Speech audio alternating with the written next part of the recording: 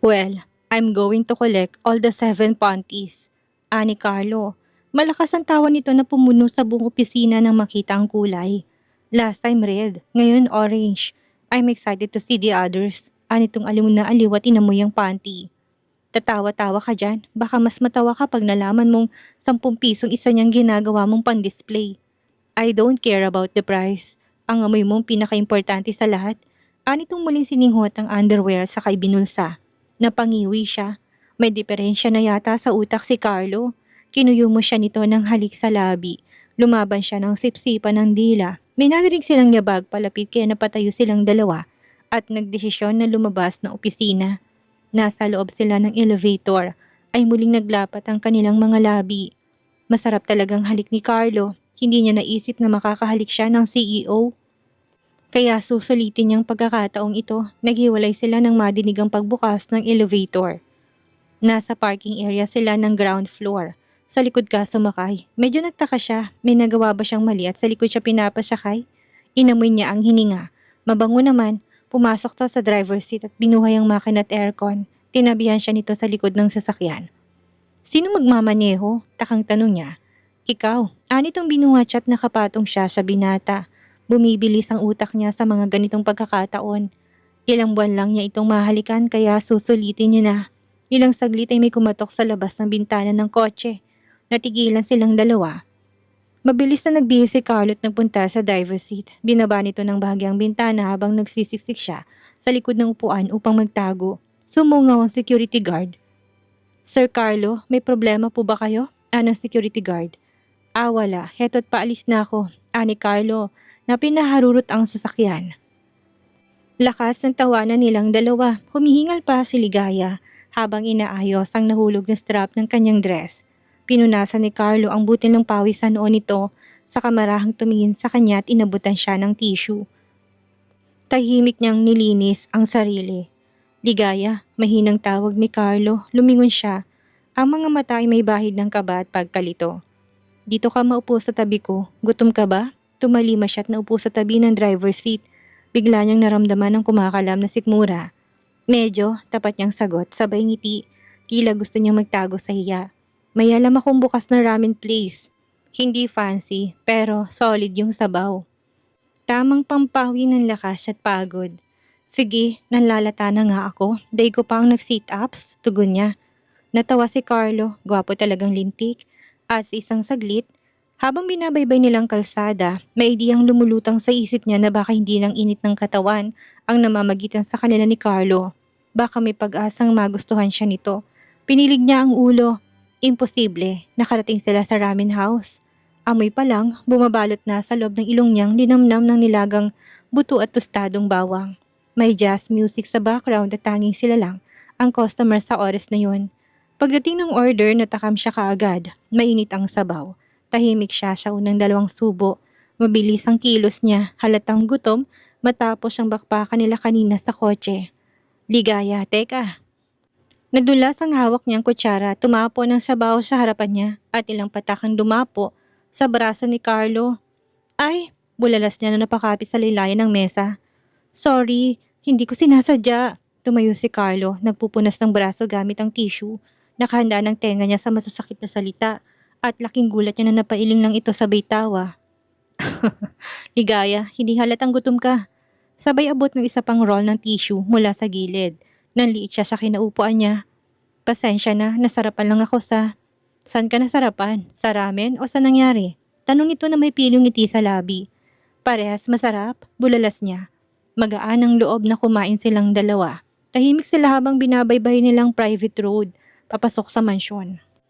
Luntian, ang paligid at tanging ang malalambot na ilaw ng garden lamps ang gumuguhit sa gabi. Binuksan ni Carlo ang pinto gamit ang fingerprint scanner. Pagsilip nila sa loob, tahimik ang buong bahay. Carlo, anak, tawag ni Mommy Cecilia at masaya silang sinalubong. Otomatikong pumulupot ang mga kamay nila sa isa't isa.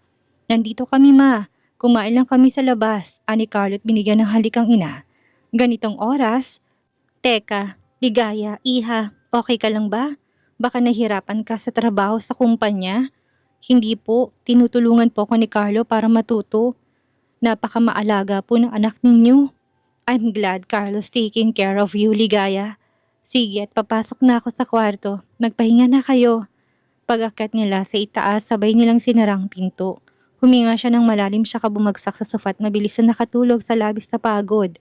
Sa pagbabago ng ihip ng hangin, tila lumalalim ng damdamin ni Ligaya para sa CEO. Sa bawat maliit na bagay, sa paraan ng pagtawag sa kanya nito, sa biglaang mga tanong nito tungkol sa kanyang araw o kahit sa tahimik na mga sulyap na tila may ibig sabihin. Nahuhulog na siya kay Carlo, hindi niya ito ginusto. Wala sa plano niyang umibig dito. Ngunit paano nga ba pipigilan ang damdaming kusang umusbong? Lagot na. Tinapos niyang report na pinapagawa ni Harris. Napating siya sa glass wall. Umuulan pala sa labas. Napasulyap siya kay Carlo na abala sa ginagawa. Nagpunta siya sa pantry upang ikuha to ng kape. Hanggang sa may narinig siya na bulungan mula sa mga empleyadong nandoon. Guys, nadinig niyo na ba? May kasamahan daw tayo na wag sakitin ang nasa mataas na posisyon para umangat. Anang sang staff mula sa marketing.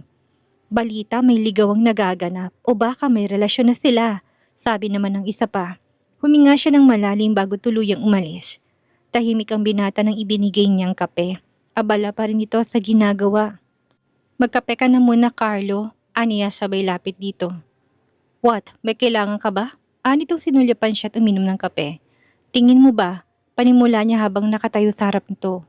Kung manliligaw ako sa'yo, may pag-asa ako? Aniyang seryoso muka.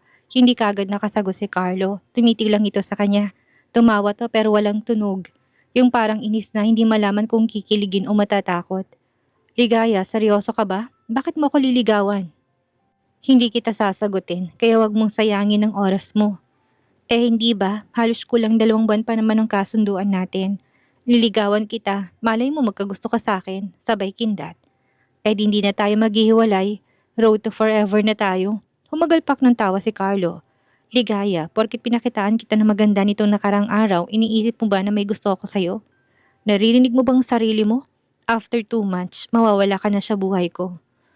Bakit gusto mo kong katalik? Matapang niyang tanong. Men just like that, no feelings involved.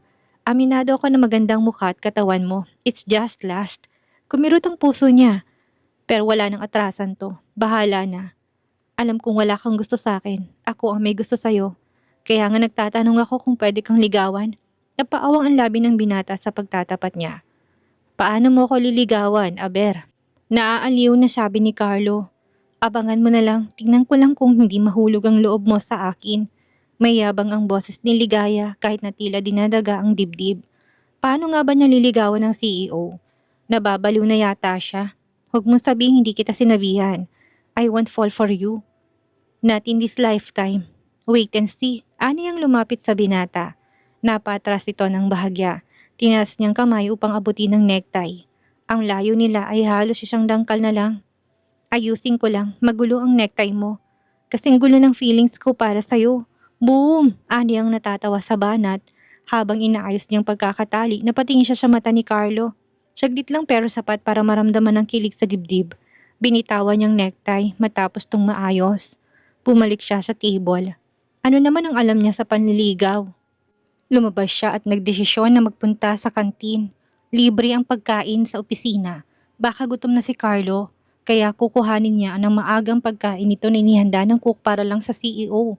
Pagbalik niya sa office, nilagay niya ang food sa loob ng executive pantry katabi ng opisina ni Carlo. Pagkaraan ng ilang minuto, pinadalhan niya ito ng message sa chat. To the most handsome CEO, baka gutom ka na, nasa pantry ang lunch. Huwag kang magpapalipas ng gutom. Hindi kaagad nag-reply si Carlo. Pero ilang minuto lang ay dumating ito sa pantry. Nakaupo siya sa sulok at naghihintay. Nakita niya na ito nang ngumiti. Sakto, mainit pa ang pagkain. May sariwang prutas din. Kain na. Nag-uumpisa ka na bang manligaw? Naiiling na sabi nito.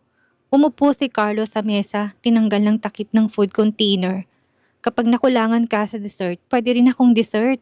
Aniyang pilyang nakangiti. Natawa si Carlo at umiling. Sabay na tayong kumain, marami to. Hindi na siya nahiya at tumabi sa CEO. Nilagyan niya ng pagkain ng pinggan nito. Kumain ka ng marami? Aniyang sinalina ng tubig ang baso. Napatingin siya sa binatang maganang kumakain. Parang gusto niyang habang buhay niya itong makasama, ngunit imposible. Susulitin lamang niyang panahon na abot kamay pa niya ito. Nagpaalam siyang manligaw para maipadama niyang damdamin pero hindi siya naghihintay ng kapalit. Nakasandal sa kanyang executive chair si Carlo, nakapikit ang mga mata at hawak ang sentido. Makapal na mga dokumentong nakapatong sa mesa nito. Napasulyap si Ligaya, lumapit siya. May pag-aalalang tinig.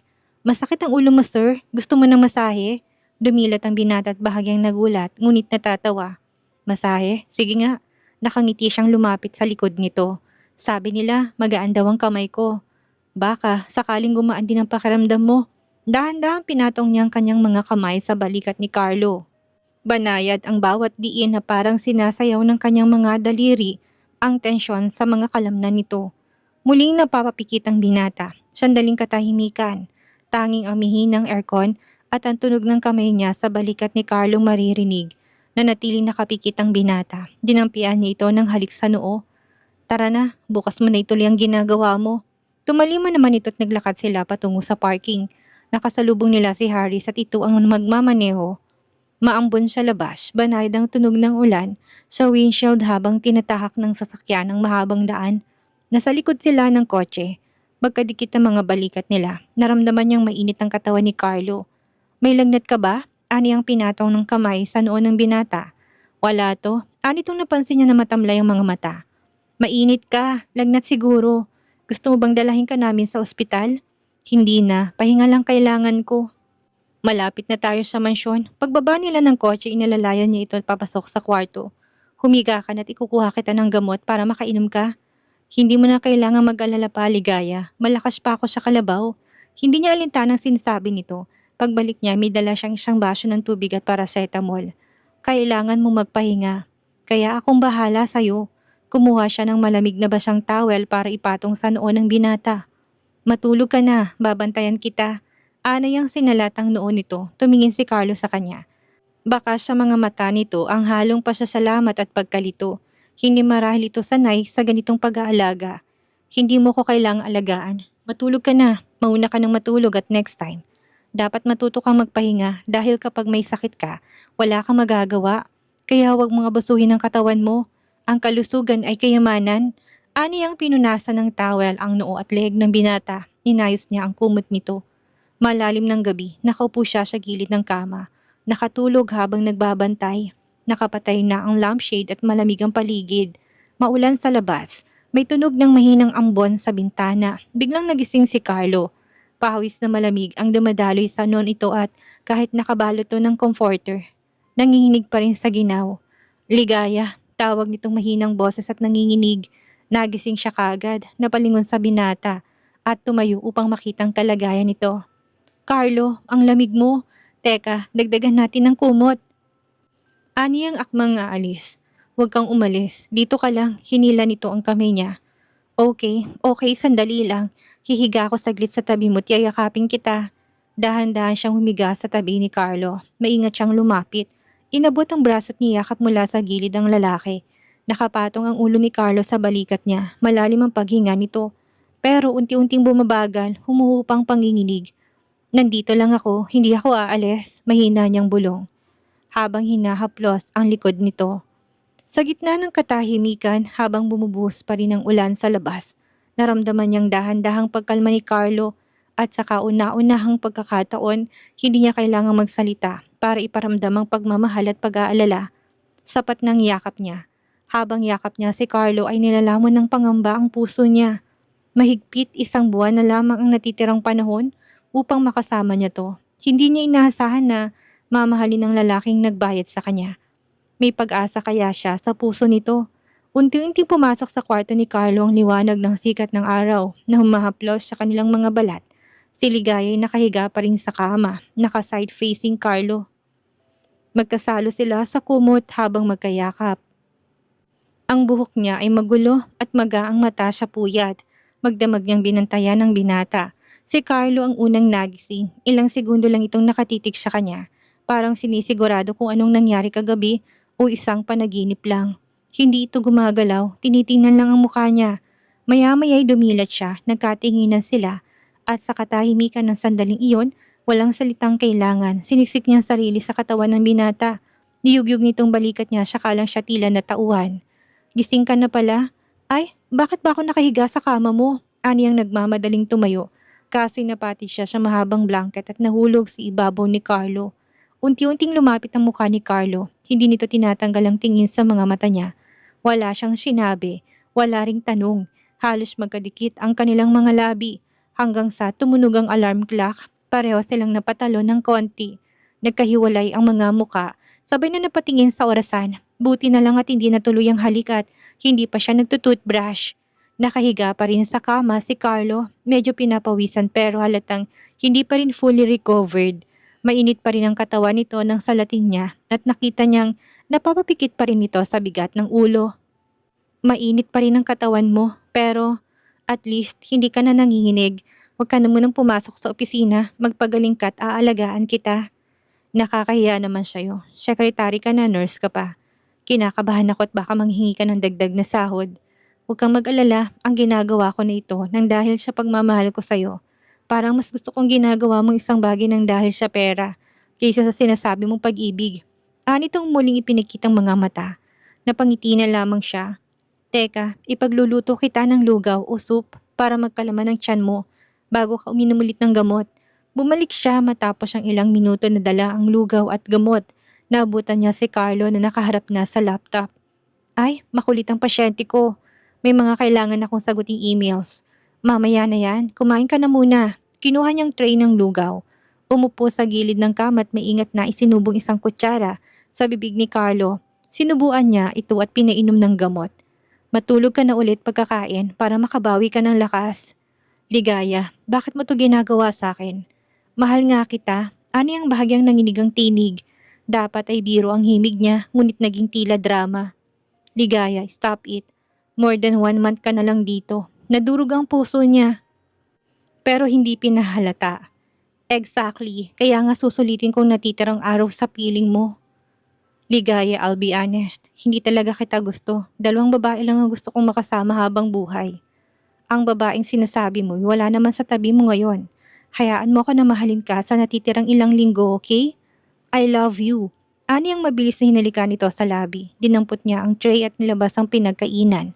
Huminga siya ng malalim at kumurap ng ilang beses upang pigilan ang luhang papatak na. Pero kapag naman siguro hindi niya na makikita si Carlo ay makakalimutan din niya ito. Balik opisina sila ni Carlo, nakatambak ang trabaho nito sa mesa.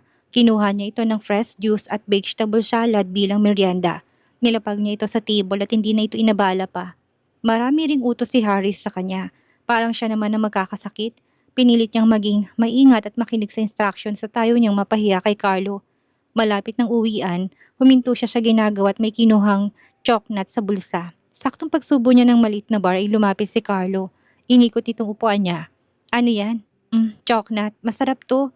Kaso pang mahirap to. Kaya baka hindi mo magustuhan. Nakatitig to sa bibig niyang humunguya. Huli na bago niya mahula ng plano nito. Sinili siya nito ng halik. Masarap nga, pero ikaw ang pinakamasarap. Anito nang maghiwalay ang labi nila. Hindi mo pa ako gusto niya na. Paano na kapag nagkagusto ka na sa akin? Matapang yung tanong na tila naghahanap ng sakit sa puso. Sinusulit ko lang ang binayad kong pera sa'yo. Remember, businessman ako. Ano bang tipo mong babae? Saglit silang nagkatitigan. Basta hindi kagaya mo. Ayoko ng babaeng mas mahal ang pera ko kaysa sa akin. Anang binata. Uy, totoong mukha kong pera, pero totoong nararamdaman ko para sa'yo. Halimbawa, naging tayo. Kahit na dumating ang araw na maging mahirap ka, mananatili ako sa tabi mo. Hindi kita iiwan. That won't happen. Hindi ako maghihirap at hindi magiging tayo. Tila balaraw ang sinabi nitong tumago sa puso niya. Last nga lang ang nararamdaman nito para sa kanya. Mahirap parang magmahal nang walang katugon. Pero saka na siya magluluksa sa pusong sawi. Tila may gusto pang sabihin si Carlo, ngunit pinilintong itikom ang bibig at talikuran siya. Nagulat siya nang lumabas na ito ng opisina na bitbit ng bag. Ligaya catch up with him sa hallway habang pauwi na. Carlo, teka lang, uwi na ba tayo? Ipapahatid na lang kita kay Harris. Anitong mabilis siyang hakbang. Bakit? May lakad ka bang iba? May nagawa ba ako? Ani ang nakasunod hanggang sa parking. Nakita niya iritasyon sa mukha nito sa mga tanong niya. Huminto si Carlo sa paglalakad pero hindi makatingin sa kanya. Wala kang nagawa at mas mainam kung wala ka nang gagawin. Bakit parang iniiwasan mo ko? Bakit? Kanina lang ay okay tayo. Huminga ng malalim si Carlo sa tumingin sa kanya pero may pag-iwas sa mga mata. Ligaya, masyado ka nang napapalapit. At ayokong inaalis mong wall sa pagitan nating dalawa. Masasaktan ka lang. Naintindihan mo ba?